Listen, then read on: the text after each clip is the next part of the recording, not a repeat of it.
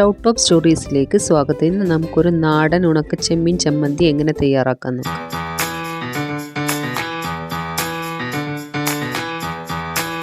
ഇതിനു വേണ്ടി ഒരു കപ്പ് ഉണക്കച്ചെമ്മീൻ എടുത്തിട്ടുണ്ട്. പിന്നെ കുറച്ച് ചുവന്നുള്ളി, ഒരു കഷ്ണം ഇഞ്ചി, 4 വെളുത്തുള്ളി, 3 പച്ചമുളക്, കുറച്ച് പുളിയും, പിന്നെ ഒരു 1/4 കപ്പ് ചിരകിയ തേങ്ങ എടുത്തിട്ടുണ്ട്. ഇനി നമുക്ക് ചെമ്മീൻ ഒന്ന് റോസ്റ്റ് ചെയ്തെടുക്കണം. ഒരു ചട്ടി ചൂടാക്കാൻ വെച്ചിട്ടുണ്ട്. അതിനകത്തേക്ക് നമ്മൾ ചെമ്മീൻ ചേർത്ത് കൊടുക്കുക. ഇനി ഇത് വളരെ ലോ ഫ്ലെയിമിലിട്ടിട്ട് ഒരു 5 മിനിറ്റ് നേരം ഒന്ന് റോസ്റ്റ് ചെയ്തെടുക്കണം. ഇതൊന്ന് ക്രിസ്പി ആയിട്ട് വരുന്നവരെ ഒന്ന് റോസ്റ്റ് ചെയ്തെടുക്കുക.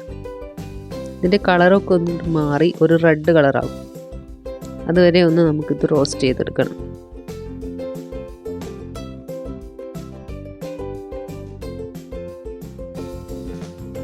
ഇപ്പോൾ ചെമ്മീനൊക്കെ ഒന്ന് റോസ്റ്റായി വന്നിട്ടുണ്ട്.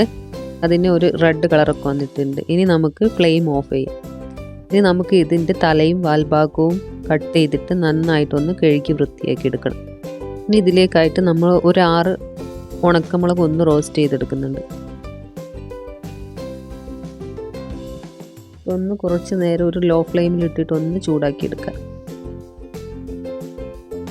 കരിഞ്ഞു പോകാതെ നോക്കണം. ലോ ഫ്ലെയിമിൽ ചെയ്തെടുത്താൽ മതി.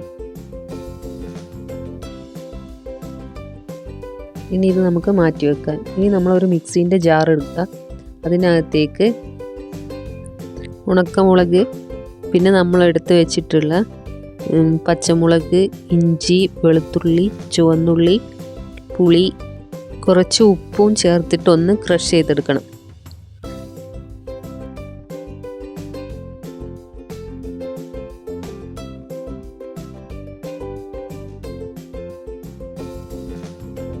ഇപ്പോൾ ഇതെല്ലാം കൂടെ ഒന്ന് നന്നായിട്ട് ക്രഷ് ചെയ്തെടുത്തിട്ടുണ്ട്. ഇനി ഇതിനകത്തേക്ക് നമ്മൾ ചെമ്മീൻ ചേർത്ത് കൊടുക്കാം.